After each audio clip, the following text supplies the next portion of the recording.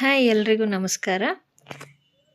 So ಇವತ್ತು 10th standard ಮ್ಯಾಥಮೆಟಿಕ್ಸಲ್ಲಿ ಬರುವಂಥ ಫಾರ್ಮುಲಾಗಳ ಬಗ್ಗೆ ಸ್ವಲ್ಪ ಮಾಹಿತಿ ನೀಡ್ತಾ ಹೋಗ್ತೀನಿ. ಇದು ಎಲ್ಲ ಚಾಪ್ಟರ್ಸನ್ನು ಒಳಗೊಂಡಿರ್ತದೆ. ಸೊ ನಮಗೆಲ್ಲರಿಗೂ ಗೊತ್ತಿರೋ ಹಾಗೆ 10th ಸ್ಟ್ಯಾಂಡರ್ಡಲ್ಲಿ ಟೋಟಲ್ ಎಷ್ಟು ಚಾಪ್ಟರ್ಸ್ ಇದೆ ಅಂದರೆ 14 ಚಾಪ್ಟರ್ಸ್ ಇದೆ.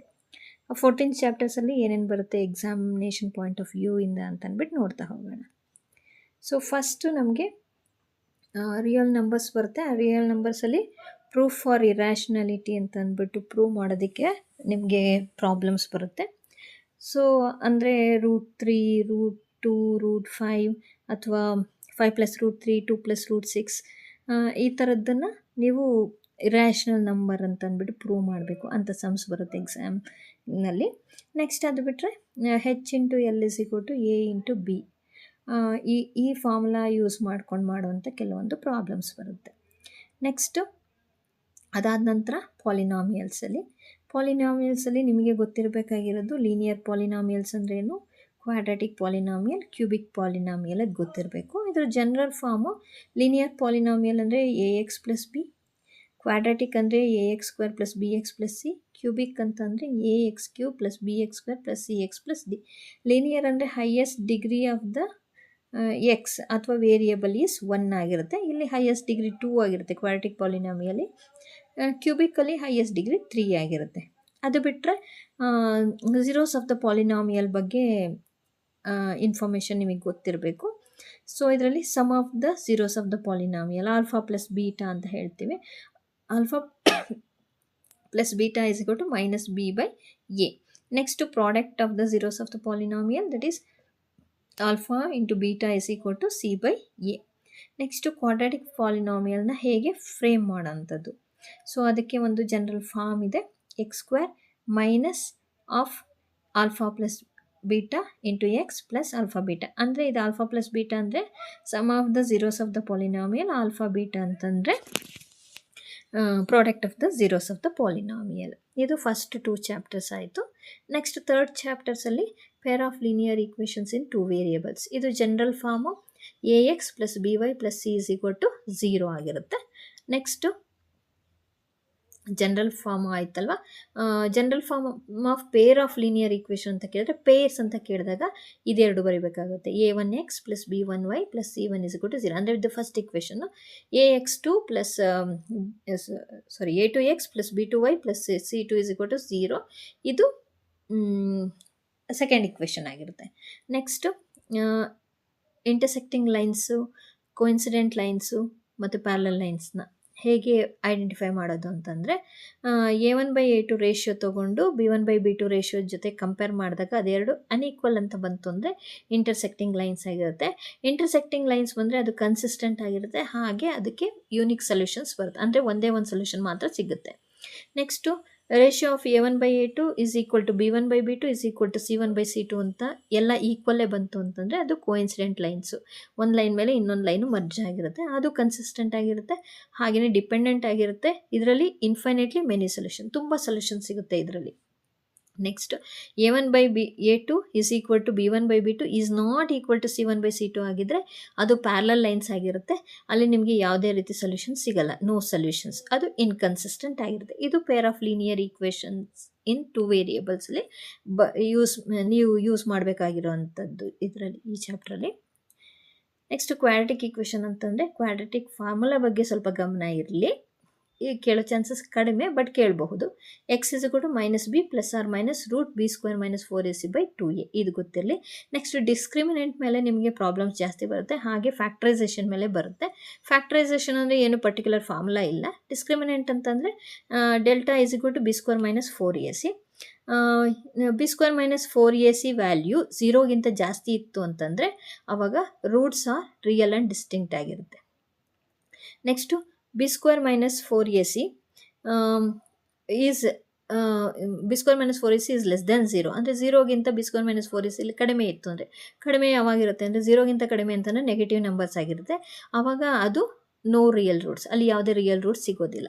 ನೆಕ್ಸ್ಟು b² - 4ac ವ್ಯಾಲ್ಯೂ 0ಗೆ ಈಕ್ವಲ್ ಆಗಿರುತ್ತೆ. ಅಂದರೆ ಇದಕ್ಕೆ ಸಬ್ಸ್ಟಿಟ್ಯೂಟ್ ಮಾಡಿಕೊಂಡಾಗ ನಿಮಗೆ 0ನೇ ವ್ಯಾಲ್ಯೂ ಬಂತು ಅಂತಂದರೆ ರೂಟ್ಸ್ ಆರ್ ಈಕ್ವಲ್ ಆಗಿರುತ್ತೆ, ಈಕ್ವಲ್ ರೂಟ್ಸ್ ಸಿಗುತ್ತೆ ಅಲ್ಲಿ ನಿಮಗೆ. ನೆಕ್ಸ್ಟ್ ಅದು quadratic equation related. Arithmetic progression. Next arithmetic ಪ್ರೋಗ್ರೆಷನಲ್ಲಿ ಜನರಲ್ ಫಾರ್ಮ್ ಅಂತ ಕೇಳಿದ್ರೆ A plus D A plus 2d ಇದನ್ನು ಬರೀಬೇಕಾಗುತ್ತೆ. ಜನರಲ್ ಟರ್ಮ್ ಅಂತಂದರೆ ಇದರಲ್ಲಿ ಯಾವುದು ಅಂದರೆ ಎ ಎನ್ಗೆ ಯೂಸ್ ಮಾಡೋಂಥ formula N is equal to A plus N minus 1 into D. A ಅಂತಂದರೆ ಫಸ್ಟ್ ಟರ್ಮು, ಎನ್ ಅಂತಂದರೆ ನಂಬರ್ ಆಫ್ ಟರ್ಮ್ಸು, ಡಿ ಅಂತಂದರೆ common difference. Next sum of the term, sum of N terms ಅಂತಂದರೆ S N is equal to N by 2 into 2a plus N minus 1 into D. S N is equal to N by 2 into A plus A N. ಇಷ್ಟನ್ನು use ಮಾಡ್ಕೋಬೋದು. ಎಲ್ಲಿ particular ಯಾವ ಸಮ್ಗೆ ಯಾವ formula suit ಆಗುತ್ತೋ ಅದನ್ನು ನೋಡಿಕೊಂಡು use ಮಾಡ್ಕೋಬೇಕಾಗಿರುತ್ತೆ. ಇದು A ಪಿಗೆ ರಿಲೇಟೆಡ್ ಆಗಿರೋಂಥ ಫಾರ್ಮುಲಾಸ್. ನೆಕ್ಸ್ಟ್ ಟ್ರಯಾಂಗಲ್ಸ್ ಅಂದರೆ ಟ್ರಯಾಂಗಲ್ಸಲ್ಲಿ ನಿಮಗೆ 4 ಮಾರ್ಕ್ಸಿಗೆ ಬರುವಂಥ ಕ್ವಶನ್ ಯಾವುದು ಅಂತಂದರೆ ಥಿಯೋರಮ್ಸು. ಥಿಯೋರಮ್ಸಲ್ಲಿ ಬೇಸಿಕ್ ಪ್ರೊಪೋರ್ಷನಾಲಿಟಿ ಥಿಯರಮ್ BPT ಅಂತ ಹೇಳ್ತೀವಿ. ಅದು ಬಿಟ್ಟರೆ AAA, SAS, SSS ಈ 4 ಥಿಯರಮ್ಸ್ನಲ್ಲಿ ನಿಮಗೆ 2 ಥಿಯರಮ್ಸ್ ಕೊಡ್ತಾರೆ. ಅದು ಇಂಟರ್ನಲ್ ಚಾಯ್ಸ್ ಇರ್ತದೆ. ಅದು ಬಿಟ್ಟರೆ ನಾವು ಪ್ರಾಬ್ಲಮ್ಸ್ ಮಾಡ್ಬೇಕಾದ್ರೆ ಯೂಶಲಿ ಯೂಸ್ ಮಾಡೋವಂಥದ್ದು ನಿಮಗೆ ಬರುವಂಥದ್ದು ಯಾವುದು ಅಂತಂದರೆ ಬೇಸಿಕ್ ಪ್ರೊಪೋರ್ಷನಾಲಿಟಿ ಥಿಯರಮ್ ಯೂಸ್ ಮಾಡ್ಕೊಂಡು ಮಾಡೋವಂಥ ಸಮ್ಸ್ ಅಂತಂದರೆ ಟ್ರಯಾಂಗಲ್ನಲ್ಲಿ ಇವಾಗ DE is parallel to BC ಅಂತ ಬಂತು ಅಂದರೆ ಅವಾಗ ನೀವು ಯೂಸ್ ಮಾಡ್ಕೋಬೇಕಾಗಿರೋದು AD by DB is equal to AE by EC. ಇಲ್ಲಿ ವ್ಯಾಲ್ಯೂ ಸಬ್ಸ್ಟಿಟ್ಯೂಟ್ ಮಾಡಿಕೊಂಡು ಯಾವ್ದು ಅನ್ನೋನ್ ಕೊಟ್ಟಿರ್ತಾರೋ ಅನ್ನೋನ್ ವ್ಯಾಲ್ಯೂನ ಫೈಂಡ್ ಮಾಡ್ಕೊಳ್ತೀರಾ. ಅದಾದಮೇಲೆ ಇವಾಗ 2 ಟ್ರಯಾಂಗಲ್ಸ್ ಸಿಮಿಲರ್ ಅಂತ ತೊಗೊಂಡಾಗ ADE ಸಿಮಿಲರ್ ಟು ABC ಅಂತ ತೊಗೊಂಡಾಗ ಅವಾಗ AD ಬೈ AB ಈ ಟ್ರಯಾಂಗಲಿನ ಒಂದು ಸೈಡು ABಯ ಟ್ರಯಾಂಗಲಿನ ಅದರ್ ಸೈಡು ಸೇಮ್ ಪ್ರಪೋರ್ಷನಲ್ ಇರುತ್ತೆ. AD by AB then AE by AC then DE by BC. ಇದನ್ನು ಯೂಸ್ ಮಾಡ್ಕೊಂಡು ಕೂಡ ಪ್ರಾಬ್ಲಮ್ಸ್ನ ಸಾಲ್ವ್ ಮಾಡ್ಬೋದು. Next 7th chapter coordinate geometry. Coordinate ಜಾಮೆಟ್ರಿನಲ್ಲಿ ನಮಗೆ ಯೂಸ್ವಲಿ 4 ಫಾರ್ಮುಲಾನು ಯೂಸ್ ಮಾಡ್ಕೊಳ್ತೀವಿ. ಅದು 4 ಫಾರ್ಮುಲಾ ಯಾವ್ಯಾವುದು ಅಂತಂದರೆ ಡಿಸ್ಟೆನ್ಸ್ ಫ್ರಮ್ ಆರಿಜಿನ್. ಆವಾಗ ಡಿಸ್ಟೆನ್ಸ್ ಹೇಗೆ ಫೈಂಡ್ ಮಾಡೋದು ಅಂದರೆ ಆರಿಜಿನ್ ಅಂತಂದರೆ ಒಂದು ವ್ಯಾಲ್ಯೂ 0 ಆಗಿರುತ್ತಲ್ವ, ಆವಾಗ under the root x² plus y² ಇದನ್ನು ಯೂಸ್ ಮಾಡ್ಕೊಳ್ತೀವಿ. ನೆಕ್ಸ್ಟ್ ಡಿಸ್ಟೆನ್ಸ್ ಫಾರ್ಮುಲಾ ಅದರದನ್ನೇ ಇದೇ ಫಾರ್ಮುಲಾ ಅದಕ್ಕೆ 1ಗೆ 0 ಹಾಕ್ಕೊಂಡಾಗ ನಿಮಗೆ ಈ ಫಾರ್ಮುಲಾ ಯೂಸ್ ಮಾಡ್ಕೊಳ್ಳೋದಕ್ಕೆ ಬರುತ್ತೆ. ನೆಕ್ಸ್ಟು ಡಿಸ್ಟೆನ್ಸ್ ಫಾರ್ಮುಲಾ ಯೂಸ್ ಮಾಡ್ಕೊಳ್ತೀವಿ. 2 ಪಾಯಿಂಟ್ಸ್ನ ಡಿಸ್ಟೆನ್ಸ್ ಹೇಗೆ ಫೈಂಡ್ ಮಾಡೋದು ಅಂತಂದರೆ D is equal to under the root x2 minus x1 whole square plus y2 minus y1 whole square. Next section formula XY coordinates is equal to m1 into x2 plus m2 into x1 divided by m1 plus m2. Next m1 into y2 plus m2 into y1 divided by m1 plus m2. Next mid point formula XY is equal to x1 plus x2 divided by 2, y1 plus y2 divided by 2. ಇದು coordinate ಜಾಮೆಟ್ರಿನಲ್ಲಿ use ಮಾಡೋಂಥ formulas. Next ಟ್ರಿಗ್ನೋಮೆಟ್ರಿನಲ್ಲಿ ನೀವು ratios ಎಲ್ಲ ಗೊತ್ತಿರಬೇಕು, ಆಮೇಲೆ identities ಗೊತ್ತಿರಬೇಕು, standard ಇದು standard ಆ್ಯಂಗಲ್ಸ್ದು ratio ಗೊತ್ತಿರಬೇಕು. ಇಷ್ಟು. ಸೊ ಇಲ್ಲಿ ಸಪೋಸ್ ಇದು ಟ್ರಯಾಂಗಲ್ ಅಂತಂದರೆ ನಿಮಗೆ ಎಲ್ರಿಗೂ ಗೊತ್ತಿದೆ. ಹೈಪಾಟಿನಸ್ ಯಾವುದು ಅಂತಂದರೆ 90 ಡಿಗ್ರಿಗೆ ಯಾವುದು ಆಪೋಸಿಟ್ ಸೈಡ್ ಬರುತ್ತೋ ಅದು ಹೈಪಾಟಿನಸ್, ಲಾಂಗೆಸ್ಟ್ ಸೈಡ್. ನೆಕ್ಸ್ಟು ಇಲ್ಲಿ ಯಾವ ಆ್ಯಂಗಲ್ನ ಫೈಂಡ್ ಮಾಡ್ತಿದ್ರು ಅದ್ರ ಪಕ್ಕದಲ್ಲೇ ಯಾವುದು ಬರುತ್ತೆ ಅದು ಅಡ್ಜಸೆಂಟ್ ಆಗಿರುತ್ತೆ, ಅದಕ್ಕೆ ಆಪೋಸಿಟ್ ಆಗಿರೋದು ಆಪೋಸಿಟ್ ಸೈಡ್ ಆಗಿರುತ್ತೆ. ನೆಕ್ಸ್ಟ್ ಸೈನ್ ಥೀಟಾ ಅಂತಂದರೆ ನಾವು ತೊಗೋಬೇಕಾಗಿರೋದು ಯಾವುದು ಅಂದರೆ ಆಪೋಸಿಟ್ ಬೈ ಹೈಪಾಟಿನಸ್. ಕಾಸ್ ಅಂತಂದರೆ ಅಡ್ಜಸೆಂಟ್ ಬೈ ಹೈಪಾಟಿನಸ್. ಟ್ಯಾನ್ ಅಂತಂದರೆ ಅಪೋಸಿಟ್ ಬೈ ಅಡ್ಜಸೆಂಟು. ಹಾಗೆಯೇ ಕಾಸು ಸಿಕೆಂಟು ಮತ್ತು ಕಾಟು ಸೈನ್ ಕಾಸ್ ಟ್ಯಾನ್ನ ಇನ್ವರ್ಸ್ ಆಗಿರುತ್ತೆ. ಇಲ್ಲಿ ಆಪೋಸಿಟ್ ಬೈ ಹೈಪಾಟಿನಸ್ ಅದೇ cosecant hypotenuse by opposite. Next cos ಅಂತಂದರೆ ಅಡ್ಜಸೆಂಟ್ ಬೈ ಹೈಪಾಟಿನಸ್, ಸಿಕೆಂಟ್ ಅಂತಂದರೆ ಹೈಪಾಟಿನಸ್ ಬೈ ಅಡ್ಜಸೆಂಟು. ಟ್ಯಾನ್ ಅಂತಂದರೆ ಅಪೋಸಿಟ್ ಬೈ ಅಡ್ಜಸೆಂಟು, ಇಲ್ಲಿ ಕಾಟ್ ಅಂತಂದರೆ adjacent by opposite. Next sine theta is equal to 1 by cosec, cos ಅಂತಂದರೆ 1 by secant, tan ಅಂತಂದರೆ 1 by cot, cosec 1 by sine, secant 1 by cos, cot 1 by tan. ಹಾಗೆಯೇ tan ಥೀಟಾಗೆ ಇನ್ನೊಂದು use ಮಾಡ್ಕೊಳ್ತೀವಿ sine by cos, cot ಅಂತಂದರೆ cos by sine. Trigonometric identities ಇದು 3 ಐಡೆಂಟಿಟೀಸ್ನ ನೀವು ಹೇಗಾದರೂ ರೀಅರೇಂಜ್ ಮಾಡ್ಕೊಂಡು ಮಾಡ್ತಾ ಹೋಗ್ಬೋದಾಗುತ್ತೆ.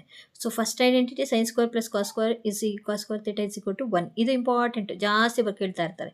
Next secant square minus tan square theta is equal to 1. Cosecant square minus cot square theta is equal to 1. ಇದು ಟ್ರಿಗ್ನೋಮೆಟ್ರಿಕ್ ಐಡೆಂಟಿಟೀಸ್. ನೆಕ್ಸ್ಟ್ ಅದು ಬಿಟ್ಟರೆ trigonometric ratios. Trigonometric ratio of standard angles ಇದು ಒಂದು ಗೊತ್ತಿದ್ರೆ ಸಾಕು. ಸೈನ್ ಥೀಟಾ ಒಂದು ಗೊತ್ತಿತ್ತು ಅಂತಂದರೆ ಕಾಸ್ ಥೀಟಾನ ಇದೇನು ಸೈನ್ ಇದೆಯೋ ಅದ್ರ ರಿವರ್ಸ್ ಬರ್ಕೊಂಬಂದರೆ ಅಲ್ಲಿ ಬರುತ್ತೆ ನೋಡಿ. ಇಲ್ಲಿ 1 ಇದೆ, ಇಲ್ಲಿ 1, √3/2 ಇಲ್ಲಿ √3/2, 1/√2 1/√2 1/2 1/2 0 0. ಟ್ಯಾನ್ ಹೆಂಗೆ ಫೈಂಡ್ ಮಾಡ್ತೀರಾ ಅಂತಂದರೆ ಇವೆರಡು ಡಿವೈಡ್ ಮಾಡ್ಕೊಳ್ಳಿ. ಸೈನ್ ಬೈ ಕಾಸು 0/1 0, 1/2 ಡಿವೈಡೆಡ್ ಬೈ ರೂಟ್ 3/2 1/3. 1/2 ಬೈ 1/2 1. ರೂಟ್ 3/2 1/2 2 ಕ್ಯಾನ್ಸಲ್ ಆಗುತ್ತೆ, ರೂಟ್ 3 ಬರುತ್ತೆ. 1/0 ಅಂತಂದರೆ ನಾಟ್ ಡಿಫೈನ್ಡ್. ಇಷ್ಟು 3 ಗೊತ್ತಾಯಿತು ಅಂತಂದರೆ ಇನ್ನು ಕೊಸೆಕೆಂಟು, ಸೆಕೆಂಟು ಮತ್ತು ಕಾಟು ಅದು ಇನ್ನೂ ಈಸಿ. ಹೇಗೆ ಅಂತಂದರೆ ಸೈನ್ ಏನಿದೆಯೋ ಅದ್ರದ್ದು ಫುಲ್ ಇನ್ವರ್ಸು ಉಲ್ಟಾ ಬರ್ಕೊಳ್ತಾ ಹೋಗೋದೇ ಕೊಸೆಕೆಂಟು. ಕಾಸ್ ಏನು ಬರುತ್ತೋ ಅದ್ರದ್ದು ಫುಲ್ಲು ಉಲ್ಟಾ ಬರ್ಕೊಳ್ಳೋದೇ ಸೆಕೆಂಟು.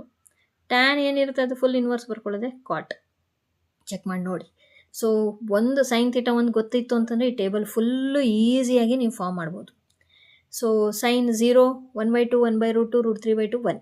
ನೆಕ್ಸ್ಟ್ ಇಲ್ಲಿ ಕಾಸ್ ಥೀಟಾ ಅಂತಂದರೆ cos 0 is 1, cos 30 is root 3/2, cos 45 is 1/√2, cos 60 is 1/2, cos 90 is 0. Tan theta ಅಂದರೆ 0 1/3 1 root 3 not defined. Then cosecant 0 is not defined, 30 is 2, then root 2, 2/√3, 1.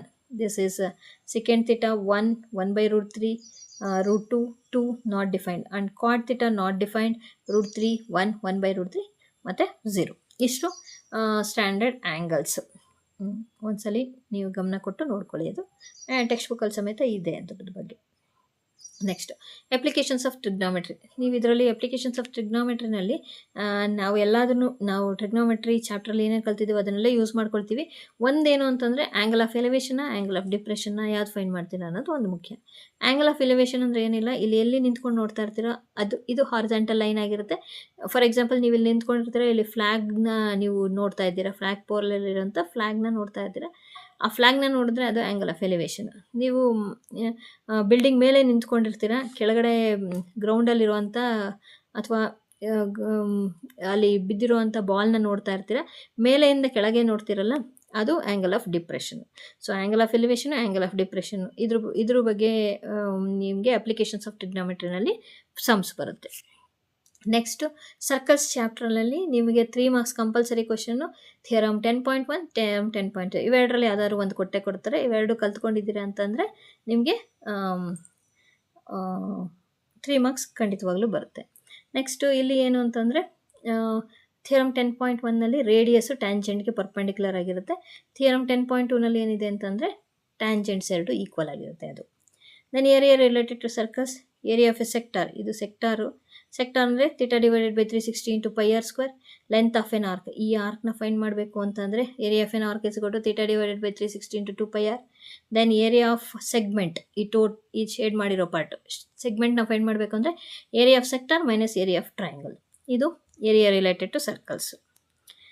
Next 12th chapter statistics. ಸ್ಟ್ಯಾಟಿಸ್ಟಿಕ್ಸಲ್ಲಿ mean, median, mode, measures of central tendency find ಮಾಡ್ಕೊಳ್ತೀರಾ.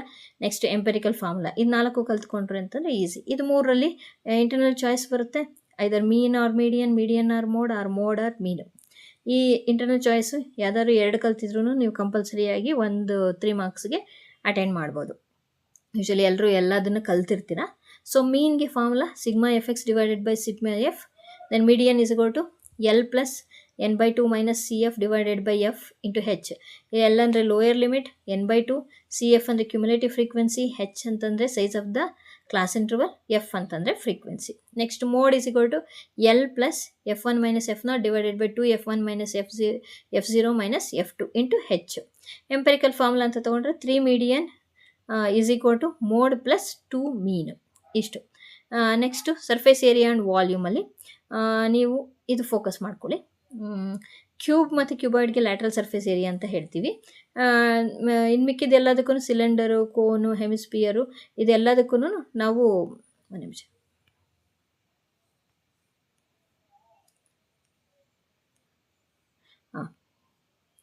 ಇದೆಲ್ಲದಕ್ಕೂ ನಾವು curved surface area, cube ಮತ್ತು ಕ್ಯೂಬಾಯ್ಡಿಗೆ ಮಾತ್ರ lateral surface area. Next total surface area, volume.